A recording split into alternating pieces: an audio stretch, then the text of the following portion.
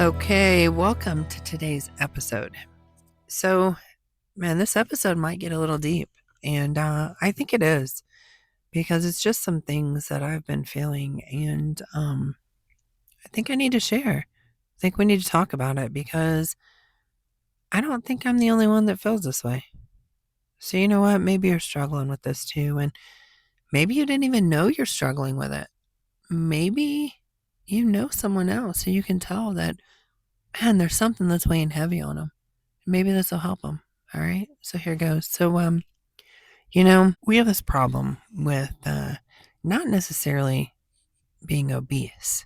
Okay. Like, I was obese. And to even say that, man, it just it hits me some sort of way. Like, a way that, wow, like, how did I let myself get like that? You know? And to the other part of, I wasn't just obese. Let me break it down. I was morbidly obese. Okay.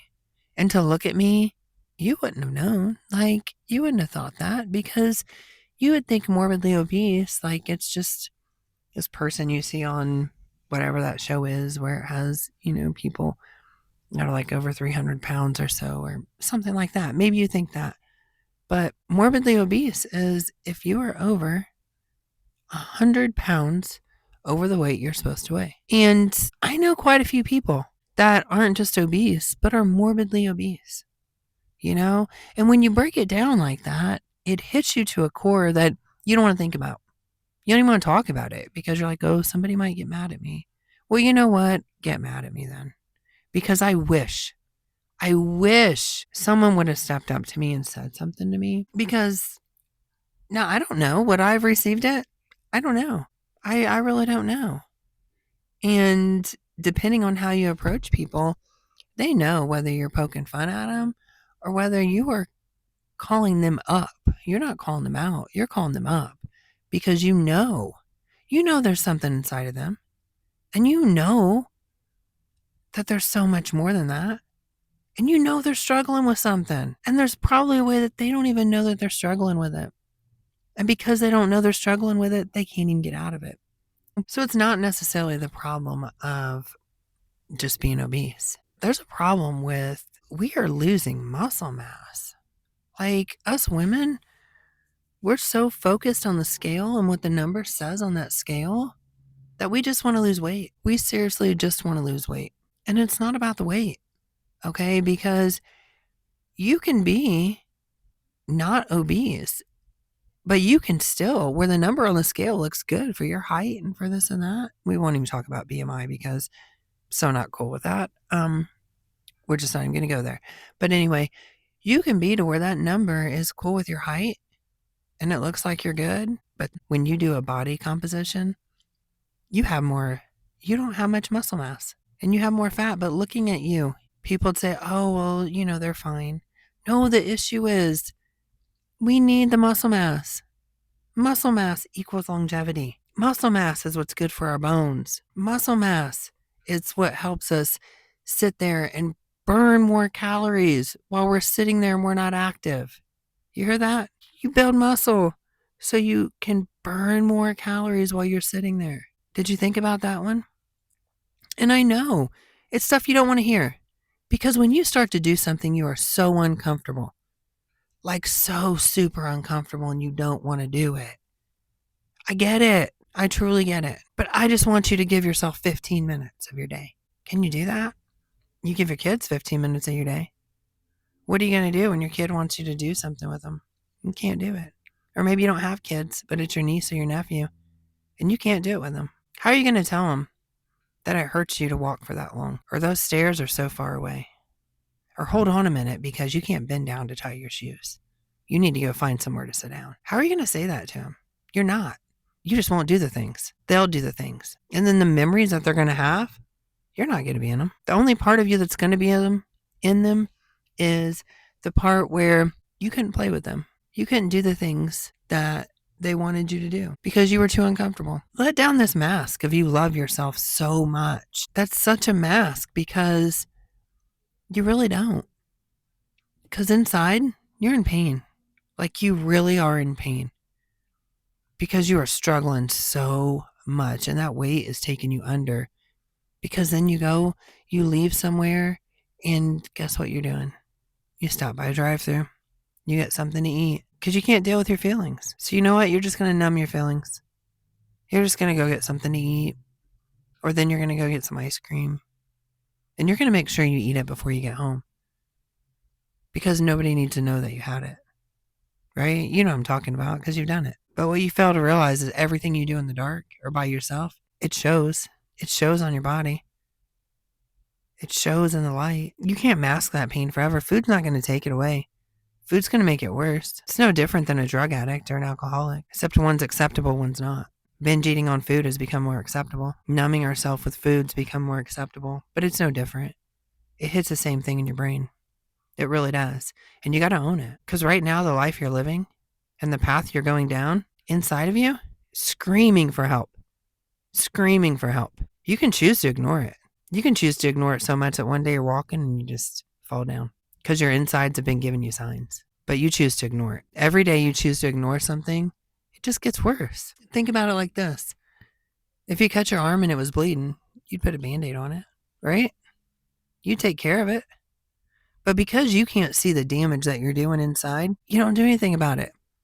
Then the fact that you've had a family history of all this stuff. But what does that have to do with you, right? You can't see anything. These signs that keep coming up, that's no big deal. You're just going to push them off. Oh, that's no reason. And then you want to say, well, it runs in my family. It runs in my family, so I'm probably going to get it. That's like 10 to 20%. You know what? The rest, that like 80 or 90%, is laying on you and the lifestyle that you choose to live. So don't go around blaming everything on your family history. You do have control over things. You do have control of whether you show up, whether you move, whether you take accountability for your actions. You have more control than you realize. So get off this whole thing of, well, it runs in my family, and runs in a lot of people's family. Yet you see them still getting up, doing what they need to do, putting the work in, because they're not going to settle. You're walking around here with all this, your stomach's so big, it's coming off the sides, off the front, so big. That visceral fat in there is surrounding your organs. It's not a good thing. But you know what? Your family accepts it. Everyone around you accepts it. So you're cool with it, right? You're just going to keep going. Well, you know what? Some people like you the way you are. They don't want you to change because that makes them get uncomfortable. So keeping you where you're at is keeping them comfortable. Nobody gets called up. What does that do? That does nothing. You're not living up to your potential. They're not living up to their potential. But you know why? Because everyone's scared. If this person changes this, how will that affect me? How will my life look? If this one change happens, how will my life look? Will they like me anymore? Will they want to be around me anymore? How will I handle things? How will they handle me? Well, you know what? They'll love you even more. Your kids will love you even more. You're helping the future you out. Everything you do today is for the you in 5 to 10 years. Show up for that person. Show up for those kids in 5 to 10 years. Be around for them. Be able to do things with them. You sitting on the sidelines, cheering them on, it's about more than that. It's totally about more than that, you know? And then they see your actions. So then if you're always heavy, carrying around extra weight, guess what? It's acceptable for them to do the same thing. And it's okay. They might play football. They need to be a little bigger, right? No, your kid does not need to be that big, and your kid does not need to eat that much, and your kid does need to be active. Stop setting them up to fail because it's easier for you. I know these are the conversations you don't want to have, but we need to look out for not only our generation now, we need to look out for our future generations. And we need to get people up and get them moving. We need to focus on building muscle. We need to focus on strength. We need to focus on showing up for myself and getting stronger. Strength is what we need to focus on. This is what helps us as we age. You know, it doesn't help us to sit around and to do nothing and complain about everything. Like seriously, everything. But yet do nothing about it. And I know that you're comfortable where you're at. You're cool with where you're not cool with it. You're comfortable with it. And everyone around you is comfortable with it because they don't want to rock the boat. And also, here's the thing. This is a thing that people don't understand. Some people do not want you to change because then that forces them to look at themselves, and they look in, and then they realize there's a part of them that maybe they need to change. Or maybe they think you're expecting them to change. No, when you make a choice to do better for yourself, you tend to look around and you see the even better parts of people, and you want to bring that out in them. That's what you want to do. You don't think any less of anyone else, but you know people's potential. Sometimes you know their potential more than they do because they just feel like they're stuck. They don't know what to do. They're comfortable. They don't know life any other way. And you look, you are them. You can relate. You understand. All you want to do is help them get better. That's it. You want to help them live the healthiest life that they can. You want them to do things now for them in 5 to 10 years. That's what you want to do. And you want to show future generations that we're taking control back of our health. We are making healthier choices. And that's what it is. Once you know better, you do better. Well, before you haven't known better. And you start to get uncomfortable and you're like, okay, I'm done. Haven't seen any results. That's a key thing. You haven't seen any results because you're so focused on results. Instant gratification. You need it now. Well, then I ask you also, because this takes me back to Jesus. Because this whole time, he waits on us. The entire time, he waits on us with his hand out, ready for us. And he's waiting for us. For us. He doesn't wait for us to get perfect. He doesn't wait for us to have it all figured out. He just waits for us to come as we are. And then we make a choice and we come as we are. And he helps us. He helps us get better. He helps us do things. So see, we don't have it all figured out, but we still do it. And that's the same thing when you choose to live a healthier life for you and your future generations. You make the small choices every single day. And no, you're not going to be perfect. You're never going to be perfect. So quit trying to be perfect. Quit trying to start when you have it all figured out. That's an excuse. That's fear talking. That's fear holding you there. Stop letting it control you. Stop living by the what ifs. The fears held you back for so long. You have so much potential. The healthier choices, they're not hard. They don't have to be hard. They're as hard as you make them. But they don't have to be. One of them can just be showing up for yourself today. Just today. Giving yourself 15 minutes of your time. Penciling it in. Making an appointment with yourself. That's all you need to do. Because you know what? You matter. Your self-care is extremely important. Your mental aspect, your mental well-being, your mental health is so important. Because I'm telling you, your mind can tell yourself, you can get up in the morning and you can say, oh my goodness, my day is so bad. And guess what? You're going to have a pretty bad day. Because you are the story that you tell yourself. But then you can wake up and you can be like, man, today is awesome. I woke up. The sun's shining. It's kind of cold outside, but it's all good. And my day is going to be amazing. And you know what? Your day is going to be amazing. You may have crazy things that happen to you, but your day is going to be amazing. That's the difference when you flip it. And the healthier choices you make, you will start flipping everything. You may have the worst thing happen to you, but you flip it and you find a good thing that happened that day. Because you know what? You're not going to go around being angry, being upset, being uncomfortable in your body. Not like uncomfortable because you're doing like things you haven't done, because you need to stay in that uncomfortable zone. But you're just going to be doing so much that your outlook changes. Instead of you saying, why is this happening to me? Why is this going on? You're going to say, why not me? Why not me? Instead of why me, it's going to be why not me? Because you know that you can do it. That you're cool with getting uncomfortable. That's how you grow. That's how you get better. So you're going to make better choices. Okay. So I know this started out really uncomfortable, but I think sometimes we need to have these hard conversations. We need to put it out there. Like, you need people that are going to call you up. Because I don't care about your feelings. I care about your health. I care about you being around. Like, when I look at my kids and I look at my grandkids and my niece and my nephews, I know that what I'm doing right now is for the me 5 to 10, 15 years from now. For them. For my future generations. I know when they want to go to the trampoline park, I'm cool with going. Come on, let's go. Let's jump on the trampoline. While I sit there and I see everyone else watching their kids.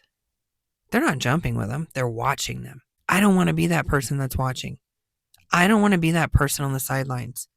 I don't want to be that person where my niece and my nephews and my grandkids are telling me about their day. I want to be the person that's involved in their day, that I know what's going on because I'm involved in that day. I had just as much fun as they did, you know?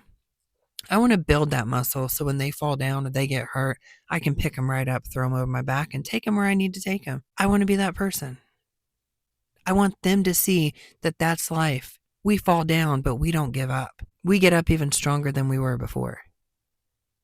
We continue to build ourselves up, you know? So what is it for you? What do you want to do? Why do you want to make the change? What is your big why? That's what's going to drive you. That's what's going to keep you going. My big why is I want to be around to see 5 generations. And that 5 generations, it starts with me. So I've got to at least be here for another 2 more generations that don't even exist yet and aren't even thought of yet. But I need to be here for them. So every day, that's why I show up. Every day, that's why I make each day count. Because I know those generations are the ones that I want to see. I want to tell the stories to. I want to be a part of. So what is your why? Make it bigger than the scale. Make it bigger than you. Make it bigger than a number. What is it? It needs to be deep. Think about it. Think about that why that's going to keep you going, not only today, but every time you close your eyes and you think about it, that why pops in your head. And you're going to get up even when you don't feel like getting up. And you're going to make sure it happens. And the people around you, they're going to see that you show up. They're going to know that you've created the discipline, that you have the habits. So what is your why? What's going to hold you? Write it down. Keep it close. Tell the people around you. Share it. Because others need to know. Because I guarantee you, they haven't thought that deep about their why. It really hasn't hit them. So because you're going to share it with them, it's going to hit them. And they're going to think about it. And they're not just going to chase a number on the scale. They're going to chase longevity. They're going to chase being around. They're going to chase making every day count.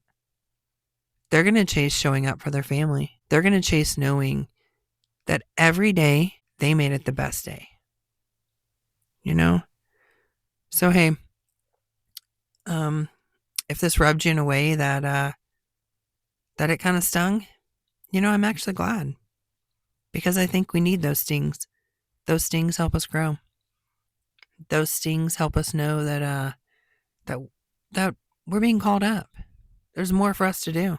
We have so much potential, and God created us to do amazing things that He knows we can do, but we haven't even touched the tip of them. So enjoy the sting, you know? And once you start to enjoy it a little bit, man, find something else to do. Stay uncomfortable and keep learning, keep growing, and keep getting healthier, you know? Have a great day.